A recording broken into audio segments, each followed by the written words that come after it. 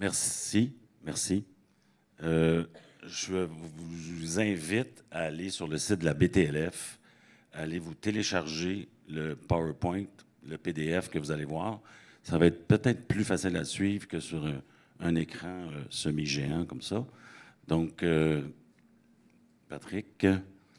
Donc, on va regarder surtout le marché du livre cette année, mais je vous ai fait des belles surprises. Je vous ai analysé des créneaux de marché sur 8 ans. Donc, vous voulez savoir les tendances du marché. Il y a des éditeurs parmi vous, il y a des libraires, il y a des diffuseurs, distributeurs, il y a des auteurs. Donc, on va regarder le marché à travers la lorgnette de Gaspard.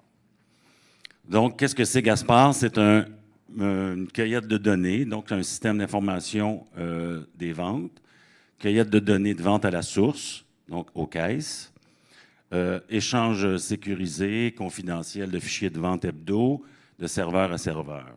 Donc, on a 119 fournisseurs de données qui sont des détaillants, librairies indépendantes, petits réseaux, Coop, Costco, Walmart.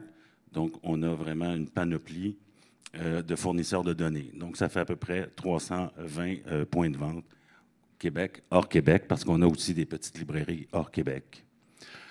Donc, on a une validation des ISBN EAN par une équipe, Donald et Marco, et on publie chaque mercredi matin les nouvelles statistiques. Donc, il y en a qui vendent du poisson frais. Nous, on vend de la statistique fraîche à chaque mercredi matin. Donc, on renouvelle les palmarès. On estime couvrir entre 50 et 60 du marché du livre imprimé de langue française au Québec.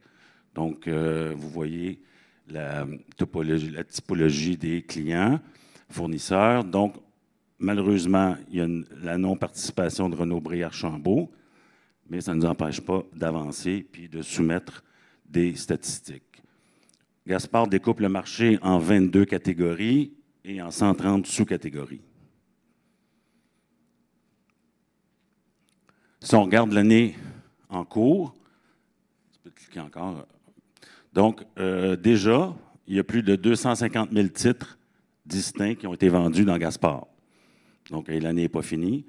Donc, cette année, je pense qu'on va battre le record, parce que d'habitude, on est autour de 240, 250. Je pense qu'on va être autour de 260 000 cette année. Il y a là-dedans 31 000 nouveautés, dont 4 281 du Québec et du Canada francophone. Pour l'instant, on a recueilli 215 millions de ventes, 0,7, pour 9,8 millions d'exemplaires vendus. Donc, ça donne un prix moyen de 22 $ à peu près par exemplaire vendu. On a un marché de la librairie en hausse de 8 % sur 2023, 6 % en volume. Un marché des collectivités assez musclé, plus 12,6, plus 12 en volume aussi. Un marché de vente au détail. Donc, pour ceux qui ne le savent pas, les ventes aux collectivités, c'est les ventes aux écoles, les ventes aux bibliothèques. Okay? Donc, et les ventes au détail, c'est le grand public. Donc, on a un marché au détail à plus 4,1 cette année par rapport à 2023. Donc, si on regarde l'édition québécoise en particulier, on est à près de 10 %, 8 % en volume. La valeur des ventes de l'édition étrangère est en hausse de 5 %, 2,6 en volume. Donc, ça, c'est l'état des lieux en 2024.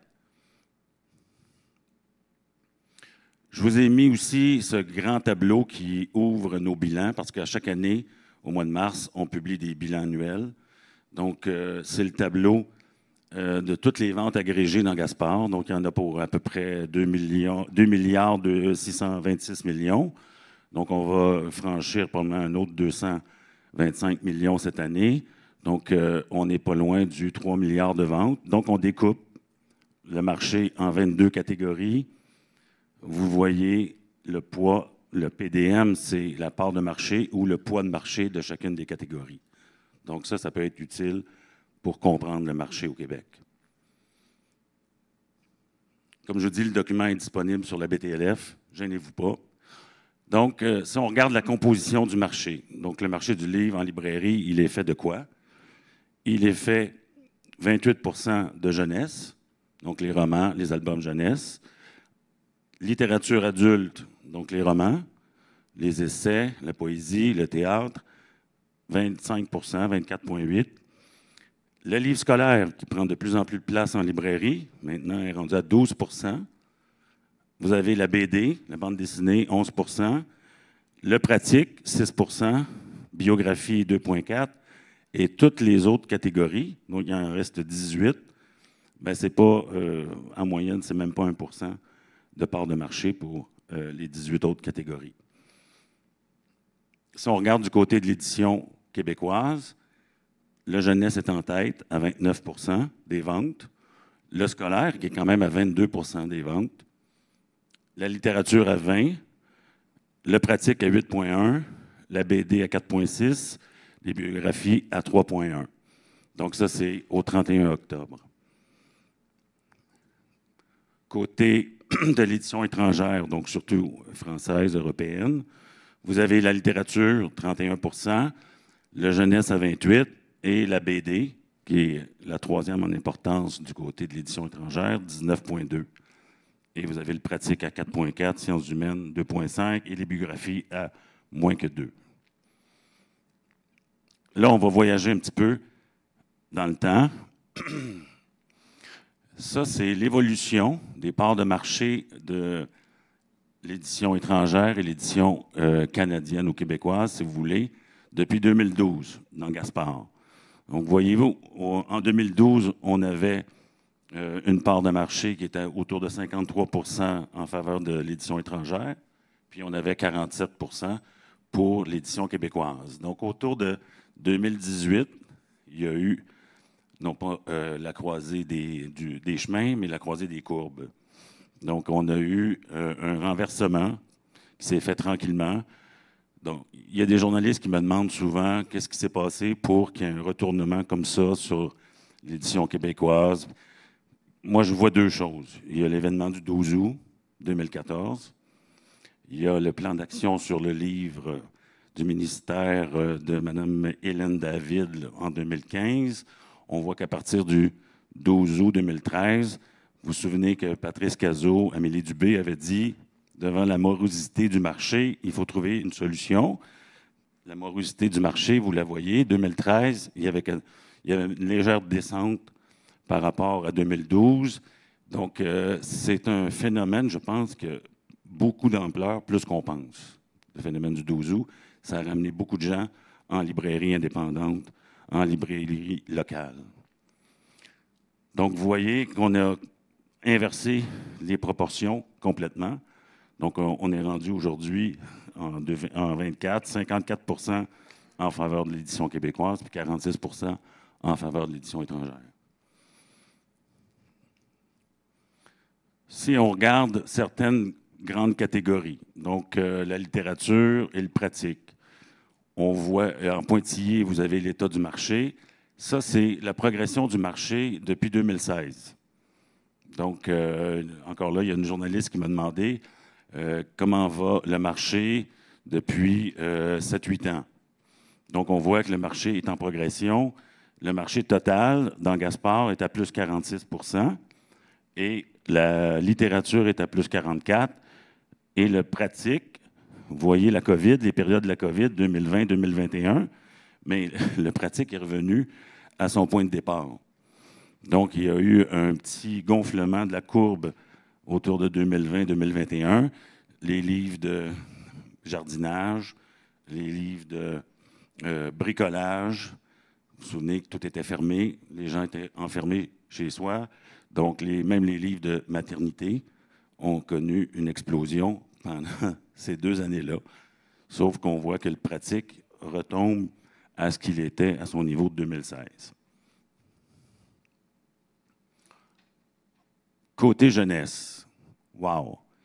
Donc, vous voyez, la bande dessinée, un saut de 102 Donc, ni plus ni moins, il se vend 2 fois plus de BD en termes de valeur des ventes qu'en 2016. Donc, même chose pour la jeunesse. La jeunesse a quand même cru jusque de 43,5 %. C'est quand même beaucoup depuis 8 ans, 2016. Vous avez le marché total qui est toujours là à 46 %. Côté album jeunesse, roman jeunesse, donc on s'aperçoit qu'il y a des hausses. Encore là, 2021, une année record pour l'industrie du livre. Donc, je pense, de mémoire, je pense qu'on était à 18 % de croissance en 2021.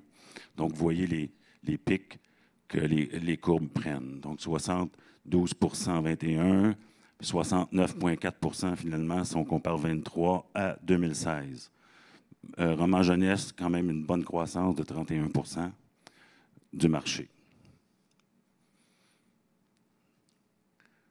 Côté bande dessinée, tout le monde a entendu parler du phénomène des mangas. Donc, vous le voyez en chair et en os. Donc, les mangas, à partir de 2021-2022, c'est assez spectaculaire.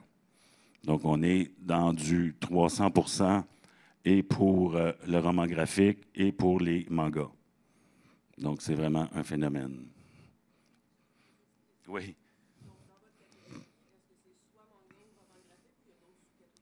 Dans la BD, il y a 4 sous-catégories.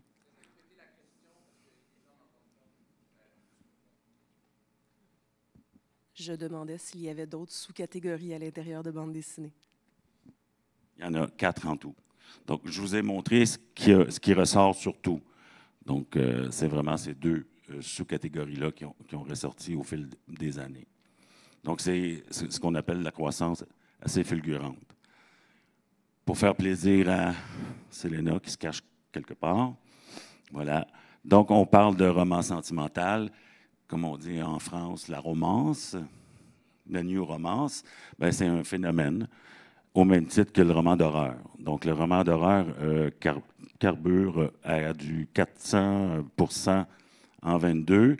Là, il y a une descente. On va voir si 2024, ça va se stabiliser ou ça va descendre, mais c'est quand même un phénomène assez spectaculaire pour l'horreur. Et la romance, c'est relativement plus récent. Donc, il y a un décollage entre 2022 et 2023. Donc, puis vous avez le roman historique aussi, qui est stable.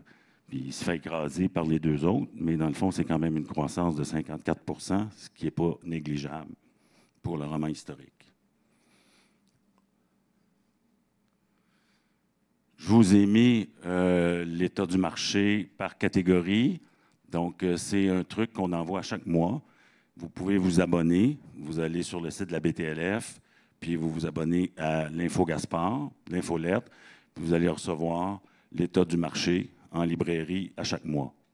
Donc, c'est le jeunesse, la littérature qui porte le marché. C'est les poids lourds, 2 catégories poids lourds. Donc, ainsi vont la jeunesse et la littérature, ainsi va le marché. Donc, c'est 2 grosses catégories qui représentent presque 50 % du marché.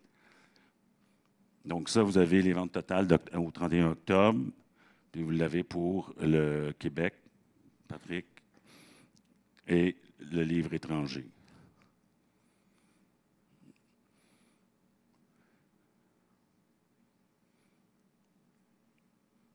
Donc, 5,8 % du marché. Si vous voyez qu'il y a des valeurs qui diffèrent un petit peu, là, parce que ça a été fait après ma première diapo, donc les pourcentages ont quelque peu varié parce que la base de données, c'est une base de données dynamique. Donc, on reçoit des fichiers à chaque jour. Donc, il y a eu une mise à jour après que j'ai produit le PowerPoint. Donc, je ne sais pas si vous avez des questions. Il y a les bilans. Ceux qui s'intéressent vraiment au marché du livre, dans les librairies indépendantes, on avait publié il y a maintenant 5 ans une étude assez costaude sur le portrait des ventes dans les librairies indépendantes. Donc, c'est assez exhaustif. Je vous suggère, si le marché vous intéresse, allez regarder ça, même si ça date un peu. C'est vraiment quelque chose d'assez parlant. Chaque année, on publie le bilan du marché du livre au Québec aussi. Moi, j'ai une question, Christian. Oui. Je sais que vous n'aimez pas travailler, vous n'avez pas les données pour prédire l'avenir. Donc, vous n'aimez pas quand on vous pose des questions, mais généralement, les données du passé, parfois, sont un peu garantes des données de l'avenir. Enfin, on essaye. En théorie. En théorie. Jusqu'à ce qu'une pandémie vienne brasser les cartes. Qu'est-ce que tu entrevois comme analyste qui va bientôt tirer sa révérence? D'ailleurs, j'aimerais souligner que Christian a travaillé pendant combien d'années? Juste 35 ans. Juste 35 ans à analyser les données du marché. Non, pas analysé. Ben, À la BTLF, c'est 13 ans. bon, ben quand même. Donc, merci pour tout ce que tu as fait, d'ailleurs, Christian. Merci. Et Merci. comment tu entrevois l'avenir du livre au Québec? Ouf, ça va super bien. Donc, tu sais, on parle de la pandémie, mais la pandémie, c'est presque un miracle du côté de la librairie, du côté de l'édition. Donc, on l'a vu dans les courbes, 2020-2021, ça a insufflé une deuxième vie au livre qui, de toute façon, allait assez bien. On l'avait noté dans le portrait des ventes déjà en 2018, mais c'est sûr que la pandémie a accéléré puis fait gonfler des courbes. Donc, pour l'avenir, moi, je pense que le livre est en bonne main avec les éditeurs, les distributeurs. La chaîne est assez saine, selon moi. Donc, il n'y a pas de problème de ce côté-là. Donc, je ne vois pas d'avenir négatif pour le livre. Ça, c'est sûr et certain. Et la pandémie a été la preuve que la tarte peut grandir. Exact. Et que les gens peuvent rester. Donc, je pense qu'il faut le souligner. On a souvent tendance à avoir une vision négative des choses et de toujours avoir peur de se partager les lecteurs, les lectorats et tout ça. Mais on voit qu'il y a un potentiel. C'est quand même réjouissant. Oui, puis pour plugger un peu les salons du livre, Olivier, on va faire une... C'était pas prévu. On a fait une étude aussi à la BTLF sur l'impact des salons du livre en librairie. Donc, il y a une idée reçue que les salons du livre enlèveraient au trait des ventes aux libraires. Ce n'est pas le cas du tout. Au contraire, ça dynamise les ventes dans la région. Donc, ça va apparaître bientôt. Donc, à surveiller. On a fait une étude sur les prix littéraires aussi avec Chloé Vanas, qui est une chercheuse doctorante au HEC. Donc, c'est aussi l'impact des prix littéraires. Donc, c'est mesuré statistiquement. Un impact positif, évidemment. On en a tous besoin de positifs. Est-ce que vous avez des questions, même des questions sur justement des enjeux négatifs? On peut se le permettre. On est là pour ça, n'hésitez pas. Juste une petite question, s'il vous plaît, parce que vous disiez que vous n'aviez pas les chiffres de Archambault et Renaud-Bray. Intuitivement, votre réponse ne peut être que intuitive, parce qu'elle ne peut pas être scientifique si vous n'avez pas les chiffres, mais si vous aviez les chiffres, évidemment, ça aurait une incidence sur les chiffres en valeur absolue. Est-ce que vous pensez que les courbes, en gros, seraient à peu près les mêmes que vous nous avez montrées, ou est-ce que les spécificités de Renaud-Bray et d'Archambault, éventuellement, certains de vos tableaux seraient un tout petit peu différents? La question est excellente. On a déjà eu Archambault. Et dans mon petit coin comme ça, j'avais fait un test avec les statistiques. J'avais fait l'ensemble de Gaspard sans Archambault et avec Archambault. Je me suis aperçu que ça changeait presque rien finalement. Donc, on pouvait avoir 1 point de pourcent plus en littérature, 1 point de pourcent moins en BD. Puis Renaud-Bray a toujours dit, face au bilan Gaspard, que c'était à peu près l'état de son marché aussi. Donc, même s'il ne participe pas, il surveille le marché et il le regarde, il le connaît, mais on sait que ça fonctionne avec le système de l'Office. Tout le monde reçoit les mêmes titres à chaque année. Donc, on sait que, vous l'aviez si bien dit, c'est une question de volumétrie, finalement. On a 250 000 titres. J'avais jasé à un moment donné avec les gens de la DELF pour m'assurer que ce que j'avançais, c'était pas de la foutaise. Les gens de la DELF m'ont dit, nous, on a 100 du marché et on a aussi 250 000 titres. Donc, on n'a pas besoin d'avoir 100 du marché pour voir de quoi est fait le marché. C'est une nuance importante. Oui, bonjour. Est-ce que vous pourriez nous parler des parts de marché? Oh, je suis ici. Bonjour. Allô?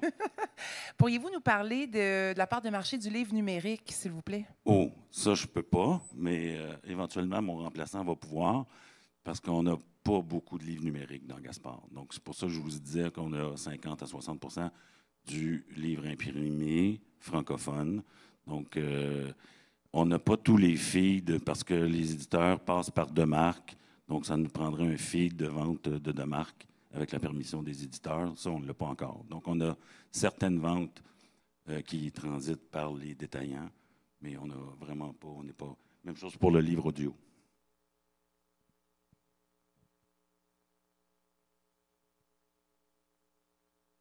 Vous êtes trop sérieux. C'est peut-être moi qui est trop sérieux. Ceux qui me connaissent, ils savent que je ne suis pas sérieux comme ça. Je suis un peu curieuse. Tout à l'heure, quand on regardait les tendances, donc il y avait une augmentation au niveau de la bande dessinée. Clairement, j'ai un intérêt particulier, je suis désolée. Ensuite, quand on regardait vos graphiques... Peut-être la BD. C'est ça, mais ensuite, quand on regardait votre graphique avec les petites barres, on voyait une diminution du côté de la bande dessinée, exactement dans ces bandes-là. Ah, ça, c'est pour l'année en cours, oui, exact. Donc, si on compare cette augmentation-là générale dans ce tableau-ci... C'est ça. Dans le fond, ça, vous avez l'évolution du marché depuis 2016. Ouais. Donc, 2016 est l'an zéro, si vous voulez. C'est pas qu'on ne vendait rien, c'est l'an zéro pour la comparaison. Mais c'est en croissance. Si vous retournez l'analyse par catégorie, ça, c'est sur l'année courante par rapport à l'année dernière. Parfait. C'est ça, exactement, au 31 octobre. C'est-à-dire qu'on va le savoir quand l'année 2024 va être terminée. Vous ne voyez pas 2024 là-dedans. Ça finit en 2023. Donc là, ce que je vous montre, c'est vraiment la BD. Donc, vous avez en octobre moins 11,5, mais la BD quand même à 4,4 pour l'année, au 31 octobre.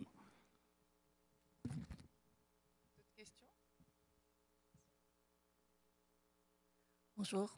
Je suis un petit peu étonnée par le chiffre de 54 de part de marché québécois. Ce n'est pas un chiffre qu'on entend. C'est toute catégorie confondue. Donc, incluant le scolaire. Oui, exact. Donc, c'est ça qui viendrait faire probablement parce qu'on parle souvent plus de 42-44 C'est les chiffres-là. Si on regarde la littérature, c'est peut-être vrai. C'est peut-être du 45-55 en faveur de l'étranger. Et dans le scolaire, donc, c'est tout ce qui est matériel didactique, parascolaire. Scolaire, c'est surtout du primaire et du secondaire. Donc, de la vente en collectivité ou oui, de la vente en collectivité. Ah, mais pour toutes les catégories, vous avez détail collectivité aussi. Mais le scolaire, principalement collectivité. Oui, exact. Merci. Notre mission chez Gaspard, c'est de capter tous les livres et toutes les ventes, le plus possible. D'autres questions? Oui, j'arrive.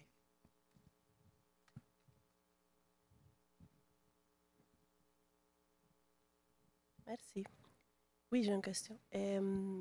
Vous avez parlé, ces chiffres-là, c'est juste le marché francophone, donc c'est le livre en français. Est-ce qu'il y a des chiffres par rapport aux livres dans d'autres langues ou bilingues?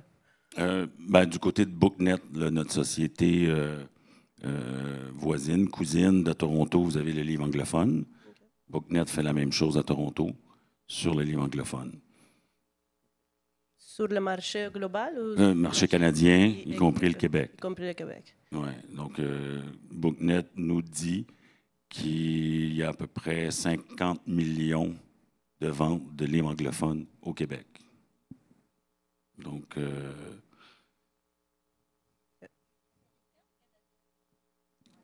anglophone. On ne sait pas la source. On ne sait pas s'il y a des éditeurs. On sait que c'est des éditeurs américains qui ont un siège social à Toronto. Donc, c'est des éditeurs canadiens, mais c'est sûr que c'est des succursales américaines. Merci. Donc, quand on parle, c'est ça, c'est intéressant. Quand on parle d'édition étrangère ou édition québécoise, on ne parle pas de propriété nécessairement québécoise ou canadienne. On parle d'un éditeur, d'une marque qui a pignon sur rue au Canada.